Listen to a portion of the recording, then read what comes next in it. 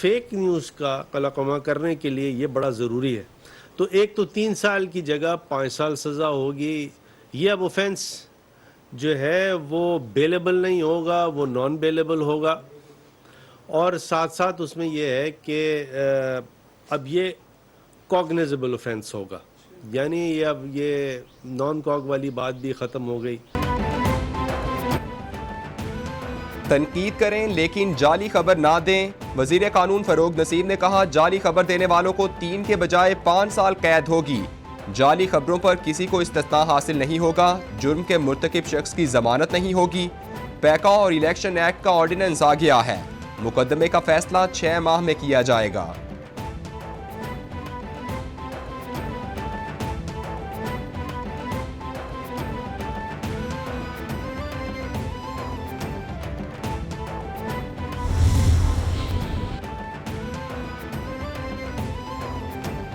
विफाकी हुकूमत ने electronic crimes की रोकथाम के लिए कानून में तरामीम का फैसला कर लिया। इदारों पर तनकीद करने वालों को 5 साल जेल की सलाखों के पीछे गुजारना पड़ेंगे। किसी की साख को नुकसान पहुंचाने में मदद करने वाला भी सजा का हकदार होगा।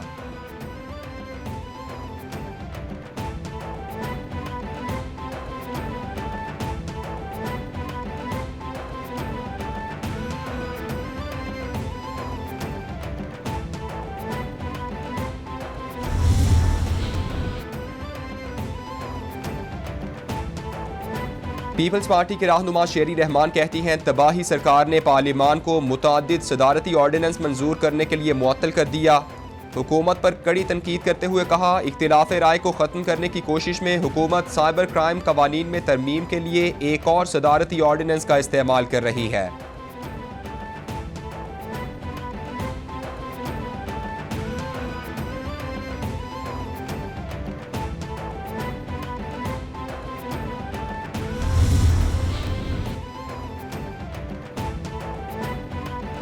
वज़ीर-ए-आज़म इमरान खान के खिलाफ अपोजिशन की तहरीक अदम एतमाद के मामले पर साबिक सदर आसिफ जरदारी मौलाना फजलुर रहमान से पीर को अहम मुलाकात करेंगे।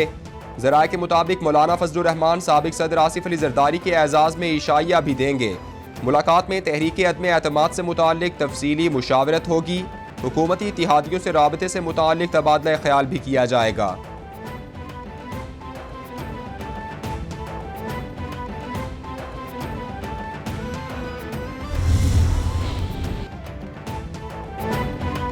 वज़ीर ख़ारिजा शाह महमूद कुरैशी ने कहा है कि अपोजिशन मायूस और मुस्तरद शुदा सियासतदानों का टोला है जो इंतशार की सियासत कर रही है।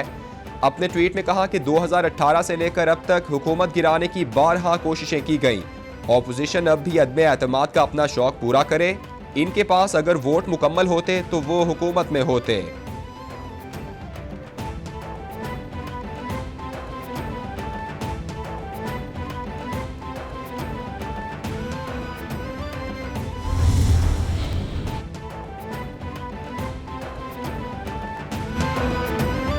हुकूमत और अपोजिशन रहनुमाओं के एक दूसरे पर ताबड़तोड़ हमले जारी। विफाकी वजीर फवाद चौधरी ने अपोजिशन पर तनकीद करते हुए कहा, 2 दिहाइयों बाद पाक ऑस्ट्रेलिया सीरीज पर पूरी कौम खुश है। अगर किसी के पेट में मरोड़ उठ रहे हैं तो वो हमारी चूं चूं का मुरब्बा अपोजिशन है। कहते हैं सियासी मुखालिफिन पहले टेस्ट मैच के वक्त रावलपिंडी में अपना शो करना चाहते हैं।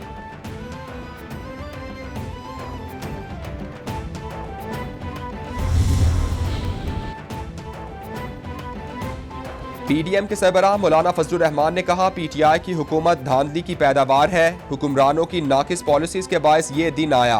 मौजूदा हुकूमत ने पाकिस्तान को मुआशी तौर पर दिवालिया कर दिया। पीटीआई की हुकूमत मुल्क में फहाशी और बदअखलाकी का सैलाब लेकर आई।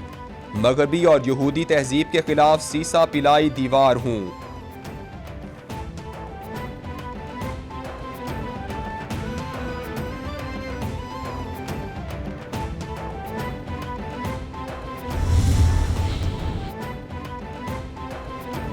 विफाक में अदम एतमाद की फ़ज़ा बन चुकी है। मुल्क में तारीखी महंगाई है। लोग अपने बच्चे फ़रोख्त करने पर मजबूर हो गए हैं। कराची में गैर कानूनी तामीरात के खिलाफ कार्रवाई की जा रही है। सूबाई वज़ीर बल्दियात नासिर शाह की मीडिया से गुफ्तगू।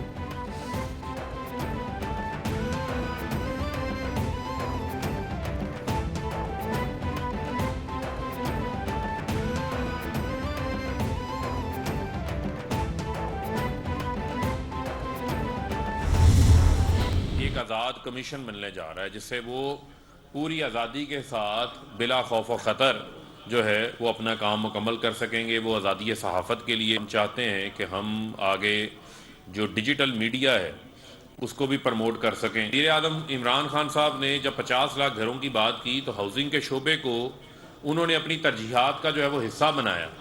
और मैं आज आपको ये बात खुशी से बता सकता हूँ कि पाकिस्तान की तारीख़ के अंदर जो बैंकिंग सेक्टर था वो कम वसाइल वाले को घरों के लिए कर्ज देने के लिए तैयार ही नहीं था, कल्चर ही मौजूद नहीं था।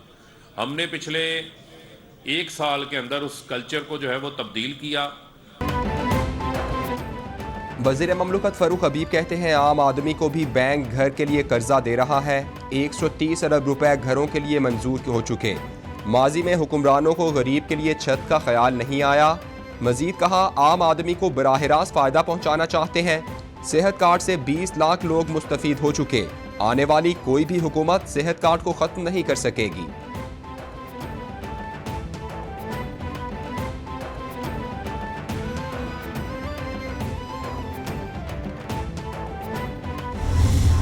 आज से पहले कभी किसी ने नहीं सोचा था कि कोई सोल्यूशन होना चाहिए।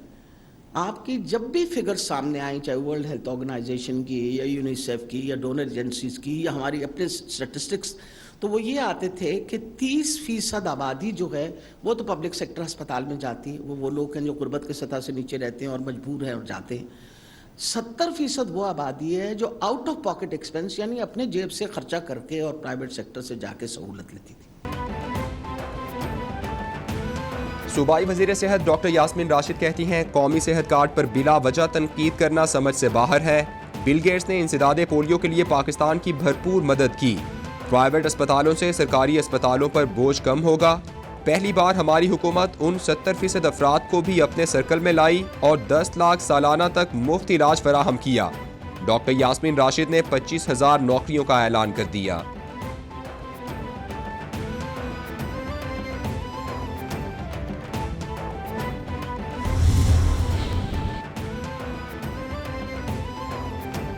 मोहसिन बेग के खिलाफ थाना मागला में एक और मुकदमा दर्ज। सहाफी मोहसिन बेग के घर से गैर कानूनी अस्तेहा बरामद कर लिया। पुलिस ने दावा किया है कि मुलजिम ने खुद अपने घर से अस्तेहा बरामद कराया। सीनियर सहाफी मोहसिन जमील बेग की नाजायज अस्तेहे के मुकदमे में भी गिरफ्तारी डाल दी गई। मोहसिन जमील बेग को ड्यूटी जज शुएब अख्तर की डिस्ट्रिक्ट एंड सेशंस कोर्ट में पेश कर दिया गया। अदालत ने मोहसिन बेग को मुकदमे में जुडिशियल रिमांड पर जेल भेज दिया।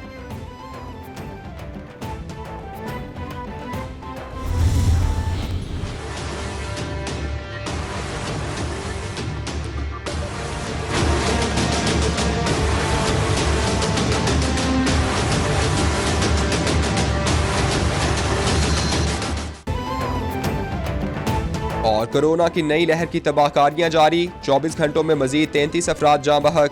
मरने वालों की कुल तादाद 30,009 तक पहुँच गई। मुतासिरा अफराद 14,02,676 हो गए।